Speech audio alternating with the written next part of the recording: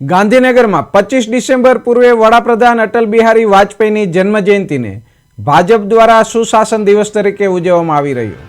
આ અંતર્ગત રાજ્ય સરકાર દ્વારા ગાંધીનગરમાં સુશાસન સપ્તાહની ઉજવણી કરવામાં આવી, જેમાં વાજપેયીની 12 ફૂટ ઊંચી પ્રતિમાનું મુખ્યમંત્રીના હસ્તે અનાવરણ કરાયું અને 4 સર્કલનું નામકરણ કર્યું, જે અટલ સર્કલ તરીકે ઓળખાશે।